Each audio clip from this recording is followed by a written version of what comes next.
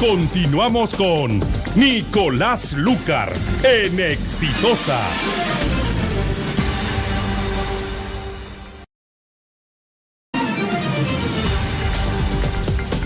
En Lima hay tanta humedad que respiramos agua y tus paredes también. Por eso construye con cemento Inca antisalitre preparado para nuestro clima húmedo y salitroso, haciendo tu casa resistente en el tiempo. Elige bien antes de construir y compra cemento Inca antisalitre, antihumedad. Encuéntralo en todos los locales de la creciente Red Inca. Yo me he quedado es decir, no puede ser que tantos vecinos nos llamen a decir lo mismo con respecto a lo que pasa en San Juan del Lurigancho y el alcalde tenga una visión todo lo contrario a lo que dicen los vecinos. Es decir, o pasa todos los días la basura o no pasa todos los días. Pues no puede ser que las dos cosas estén ocurriendo a la vez, ¿no? De repente por algunos lados sí pasa todos los días y por otros no, pero hay un montón de quejas en ese sentido. Y yo creo que los alcaldes, las autoridades tienen que tener la voluntad de escuchar críticas y de no interpretar que detrás de cada llamada de atención o de reclamo de la gente lo que hay es alguna conspiración de algún de alguna autoridad anterior o de algún contendor, ¿no? O sea, hay problemas por todos lados y la gente está insatisfecha. Y parte del ejercicio de la autoridad consiste en tener la correa para escuchar esas críticas, ¿no? Motivadas precisamente por las insatisfacciones. Está con nosotros en los estudios el señor Olmedo Auris, vicepresidente de la CGTP, pero también dirigente del MAS, ¿no es cierto? Sí, Nicolás. Olmedo, bienvenido. Muchísimas gracias. Ustedes han expresado en los últimos días su preocupación por la composición del gabinete. ¿No ven ustedes con confianza la composición del gabinete? Bueno, respecto a este tema, lo primero que tendría que decirte es de que un buen análisis objetivo, real de estos fenómenos parte necesariamente por conocer de conjunto frente a qué tipo de gobierno estamos. Porque si solamente hablamos de algunos ministros, de su gabinete, es algo sesgado. Para nosotros es que estamos ante un gobierno de derecha, definitivamente. Un gran operador de las políticas neoliberales. Y esto es grave para los trabajadores. Pero en fin. Pero es el candidato porque sí. Tú votaste, pues Olmedo, es lo que no se entiende. Pero no lo niego. El problema es cómo hubiese sido... hubiese sido peor, tú dices, lo de Keiko hubiese sido peor. ¿No? Entonces había que salvar a esta precaria democracia formal. De acuerdo, pero eso es lo que alguna gente no entiende. Es decir, si yo llamo a votar por un candidato y el candidato sale electo, yo soy responsable también es decir, no es que yo he ido pasivamente como elector y que voto y de repente me decepciona el candidato, bueno, y no es la primera vez que me ocurre que el candidato me decepciona, no. Yo estoy llamando a votar como dirigente que influye sobre un sector importante de la población, en este caso de los trabajadores organizados, y les estoy diciendo, voten por este candidato, y una vez que ese candidato sale electo, bueno, yo no soy responsable de lo que él haga, tampoco debería ser tan fácil, ¿no? No estoy diciendo eso. Asumo mi responsabilidad, pero no solamente lo que acabo de decir, sino hay un compromiso de parte del futuro presidente del país, no solamente con la CGTP, sino distintas organizaciones sindicales y populares. Entonces, él tiene que honrar su palabra.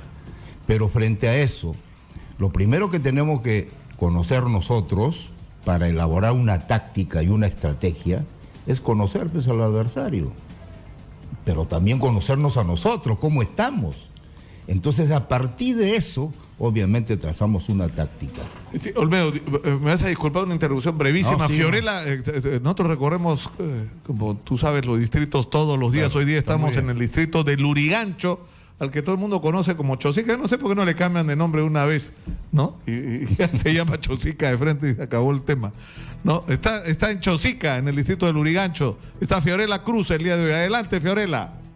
Sí, Nicolás, nuevamente, muy buenos días. Información en vivo. Ya nos ubicamos en la Asociación Villa Don Bosco, en la zona conocida como Puente Rayo de Sol, que resultó sumamente afectada por el huaico que ocurrió hace poco más de un año en esta zona de nuestra ciudad. Vamos a conversar, Nicolás, con uno de los vecinos que se encuentra afectado. Ha pasado más de un año, señor, y hasta el momento ustedes no han encontrado la ayuda pertinente por parte de las autoridades. Sí, señor Lucas, buenos días. Muy buenos días. Yo le voy a informar. Hasta ahorita, durante un año se han olvidado, siquiera no han colaborado, si quieren, ni con una bolsa de cemento, nada. Han tratado de ayudar a otros socios que son más lejos de donde está el cauce, pero a nosotros nos han dejado olvidados. He pedido que nos den siquiera una bolsa de cemento, pero sin embargo nos han negado. Estoy totalmente abandonado, uno, otro. Quedó ya para que hagan el badén del hueco, se olvidaron, está que esta semana, que la otra semana, así pasan todos los días. Y lo peor que han hecho, en esa quebrada, lo han metido un tractor hacia arriba, donde ha dejado más peligro para todos los que vivimos la parte baja. Pero las autoridades del gobierno central, en su momento tenemos entendido que sí brindaron la ayuda pertinente, pero ahora se han olvidado del pueblo de Chosica. Ya se olvidaron de todo, ya. Nos han dejado abandonados a todos y más que nada, acá ahorita son los vecinos que están ahorita perjudicados con el hueco. ¿Y el alcalde, el señor Lucho Bueno? Yo, Lucho, ya, como ya se va a ir, ya, ¿qué va a hacer? Nada, ya. ¿Tampoco está aportando con algún tipo de ayuda? Ayuda, sí, pero para los vecinos, para los que estamos afectados en el hueco, nada nos han ayudado en nada.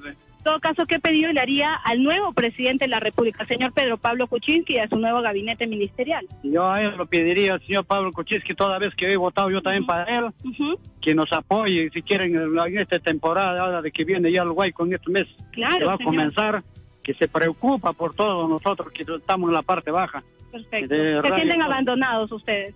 Abandonados, del todo, olvidados. Muy bien, señor. ¿Cuál es su nombre, disculpe? Pablo Capcha. Muy bien, señor Pablo. Muchas gracias por conversar con Radio Exitosa. Nicolás, tú lo has escuchado. Los vecinos de la Asociación Villa Don Bosco se sienten completamente abandonados por sus autoridades. Ha pasado más de un año y ellos siguen viviendo en las ruinas luego de este huaico, ¿no? Vamos a regresar entonces más adelante desde otro punto del Lurigancho Chosica. Adelante contigo, Nicolás. Muchas gracias, Fiorella. Recorriendo Chosica, escuchando a la gente. Estamos con Olmedo Auris, vicepresidente de la CGTP, hablando sobre las expectativas del mundo de los sindicatos, de los trabajadores organizados con respecto al gobierno que va a empezar el 28 de julio, Pedro Pablo Kuczynski. Ustedes como que no confían mucho en Pedro Pablo Kuczynski, porque Olmedo, tú has hecho digamos, un diagnóstico. Estás enfrentado a un gobierno de derecha, hay un gabinete compuesto básicamente por gente proveniente del mundo empresarial, pero por el otro lado, Pedro Pablo Kuczynski ha hecho una serie de pronunciamientos en el sentido de que hay una agenda social pendiente y él tiene el compromiso de resolverla. Claro, ese es el tema, pero tampoco vamos a confiarnos en eso. De antemano iríamos desarmados a una contienda. ¿Qué cosa quiero decirte con eso? Si primero conoces al enemigo, tú también tienes que conocerte cómo estás. Y autocríticamente te digo, Nicolás, que la situación del movimiento laboral no es lo mejor, no es lo que debería ser, ¿no? Yo veo que hay precariedades, hay problemas. Por ejemplo, el tema mismo de la unidad. Cada vez más los sindicatos se han fraccionado. Entonces eso no es bueno. En ese sentido, ¿qué es lo prudente? ¿Qué es lo adecuado? Primero, fortalecer tu organización, luego la lucha y la resistencia. ¿Cuántos trabajadores organizados hay en el Perú, Olmedo? ¿Cuánta gente está organizada en sindicatos en el Perú, del porcentaje total de la... Mira, es decir, estamos hablando que el 70% de la economía es informal, pero ya digamos... Las estadísticas dicen, y esto nos preocupa enormemente, que apenas el 5.1% de la población económicamente activa está sindicalizada. Y eso es grave, pues. ¿Qué hacemos con ese porcentaje? No lo hacemos coquilla a nadie. Y si esa situación es así, si a eso le agregamos lo que acabo de decir, la precaria unidad de las organizaciones gremiales, entonces la situación va a ser bastante delicada. Por eso lo primero que tenemos que hacer nosotros, tampoco vamos a ser buenas a primeras a confrontar. Vamos a esperar que el futuro presidente cumpla con sus ofrecimientos. ¿Y qué es lo que ustedes esperan que haga? Porque Pedro Pablo Kuczynski, en la campaña, sobre todo en la fase de la segunda vuelta, se reunió con diferentes sectores y suscribió compromisos. Claro que ¿Qué sí. compromisos tuvo con ustedes y qué es lo que ustedes esperan de él? En primer lugar, nosotros lo que planteamos, la necesidad de una reforma laboral. Una reforma laboral que tenga como eje, como centro fundamental, que motoriza el quehacer laboral, una ley general de trabajo necesaria, porque no lo tenemos en el Perú. Y es el único país en América Latina que no tiene ley general de trabajo, porque la ley general de trabajo no necesariamente lo vemos como una cuestión estrictamente proteccionista, sino que tiene que regular los deberes y los derechos de los empresarios y de nosotros los trabajadores, ¿no es cierto? Y han habido algunos avances en esa situación, desde el gobierno, por ejemplo, de Alejandro Toledo, pasando por la de García, casi nada se hizo en el actual gobierno de Humala. ¿Cuáles son los problemas? No hay un nivel, por ejemplo, de consenso, y nunca va a haber consenso, pues. De eso tenemos que estar claros. Porque sencillamente, por ejemplo, los empresarios se resisten a respetar los derechos de los trabajadores. El tema, por ejemplo, de la tercerización. El problema, por ejemplo, de que ni siquiera el Estado ya reconoce lo que es la libertad sindical en términos de lo que significa la negociación colectiva, en términos de lo que significa el derecho a la protesta, el derecho a la huelga, las responsabilidades económicas que tienen los empresarios, etcétera. Entonces, 4 o 5 ejes fundamentales que deberían ser la columna vertebral que defina lo que a la Ley tenemos, General de Trabajo. Es decir, no hay una Ley General de Trabajo, pero hay una cantidad de regímenes laborales. ¿Cuántos regímenes laborales hay en el Perú? Francamente, esté perdido. Porque con esta, la ley Pulpín, que fue la llamada ley Pulpín, era la ley claro, 30 y tantos, ¿no? Claro, de conjunto hay digamos, una diversificación, vamos a decir así, en el sentido estricto de la palabra, sobre materia laboral. Entonces, está atomizada el régimen laboral y poco sirve a los trabajadores. Por eso los trabajadores en el Perú, básicamente, no es una exageración, que más del 78% está en una situación de informalidad. Ahora, ¿cómo llegar a esos trabajadores? Este gobierno se ha comprometido, obviamente, en regularizar esa situación de los empresarios ven con desconfianza, es decir, los sindicatos han venido a menos en el Perú. Y cuando uno ¿Por qué? Claro, pero uno piensa en la situación de los países modernos, desarrollados, del primer mundo, y uno de los componentes de ese mundo son los trabajadores organizados. Obvio. ¿No? Te pongo un solo ejemplo acá en América Latina. Tú conoces Ripley, conoces el metro. Cuando los trabajadores jóvenes se organizaron frente al abuso de estos dueños de las empresas comerciales que son chilenos, dicho sea de paso, no tengo nada contra ellos, ¿no? Somos latinoamericanos, pero sin embargo, esta gente no respeta los derechos. Se organizan en sindicato, al día siguiente están fuera del trabajo. ¿Qué hace el Ministerio de Trabajo? Está pintado en la pared. Pero si eso ocurriese en Santiago de Chile, obviamente son sancionados los empresarios. Y ellos saben perfectamente que tienen que cumplir la ley. Pero acá no. Los haces trabajar hasta 9, 10, 11 horas, ¿no? Y no se les paga. Entonces eso es grave, pues. Y lo que es peor, no se respeta la libertad sindical. El primer derecho que conquistamos los trabajadores, nuestros antecesores. Es decir, lo que ustedes dicen, el derecho a los trabajadores a discutir, no individual, sino colectivamente sus problemas frente a la empresa. De eso se trata, así es. Se nos tiene que respetar. Ahora, Nicolás, tengo que denunciar, el ente más precarizador del trabajo es el Estado. Efectivamente, el Estado. Sí, porque el Estado habla por ejemplo, de las services y tú tienes todavía en el Estado cuánta gente trabajando en condición de contratado con estos sistemas perversos, sin seguro, ¿no es cierto? Es como un objeto, como una ficha ahí en el ajedrez. En el momento, por ejemplo, que menos se espera el trabajador está afuera. y conseguir un trabajo, bueno, es como sacarse la lotería, pues. Pero vivir en esas condiciones humillantes en pleno siglo XXI, definitivamente es una perversidad contra los trabajadores. Por eso, hace 3 años en la OIT, en una reunión mundial, yo planteé la necesidad, por ejemplo, de establecer en el mundo entero, pero fundamentalmente en los países como nosotros, un nuevo contrato social. Porque definitivamente la política se ha divorciado de la ética. Hay avances científicos, tecnológicos, ya estamos en la 4ª revolución científica tecnológica. Pero ¿de qué nos sirve eso a los trabajadores organizados o a aquellos que no están organizados? Poco o nada, ¿no es cierto? Se habla de justicia, de equidad social. ¿Dónde está la equidad social? ¿Dónde está la justicia social? ¿Tú no crees que eso deberían ser soportes para un nuevo contrato social? Obviamente que sí. Y el problema laboral no es específicamente, o el Perú no es tributario solamente como país. O sea, ¿qué esperan? ¿Pero qué esperan mundial. Ustedes? Que Pedro Pablo Kuczynski el 28 de julio, dentro de su mensaje, diga: en el Perú el Estado no solamente va a defender, sino va a promover el derecho de los trabajadores a organizarse y a discutir colectivamente sus reclamaciones frente a las empresas. Eso sería, va a haber pánico simplemente en el mundo empresarial. Eso sería lo ideal. Pero yo tampoco me hago ilusiones. El futuro primer ministro, ¿de dónde viene?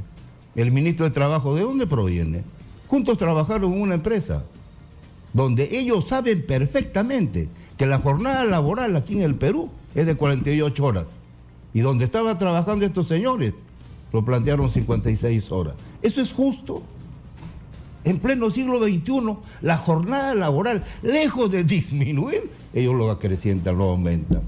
Si eso es así, ¿qué se puede esperar de esta gente? Claro, pero tiene un lado de virtud el que venga gente eficiente, porque... ¿Pero eso es eficiencia? No, digamos, lo que se está reivindicando como positivo es que hay gente que ha demostrado éxito, talento y eficiencia en el sector privado. ¿Para quién, pues? Bueno, pero se supone que ahora van a poner ese conocimiento para amasar fortuna y riqueza.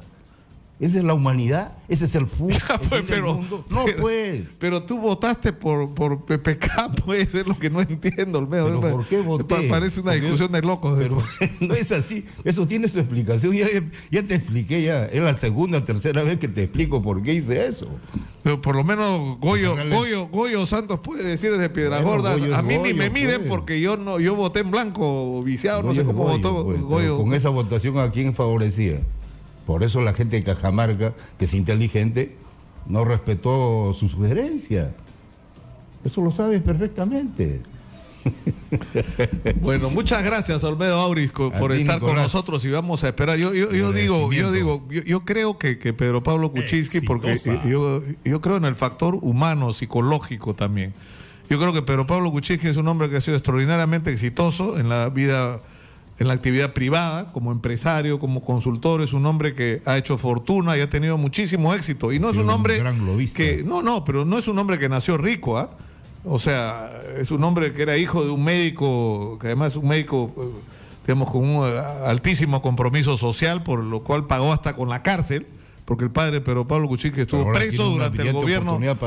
Pero por supuesto, yo creo que eso tiene que estar ahí en los genes de Pedro Pablo Kuczynski y que se van a activar ahora. Es decir, al final de su vida, porque ya va a cumplir en octubre, el 3 de octubre, 78 años. O sea, Pedro Pablo Kuczynski tiene la oportunidad de dejar un legado, ¿no? Y de rendir homenaje a la memoria de su padre, que es un hombre que dedicó su vida a servir a la gente, ¿no? A servir a la gente. Así dice. Entonces vamos a ver qué pasa. Démosle el beneficio de la duda. Muchas gracias. Claro que sí. Gracias. Una vez más, Olmedo Auris, por estar con nosotros, es vicepresidente de la CGTP. No se olviden que este programa llega a ustedes gracias al auspicio de American Prime, que lo lleva a conocer su lote residencial en los Estados Unidos. Invierta comprando en la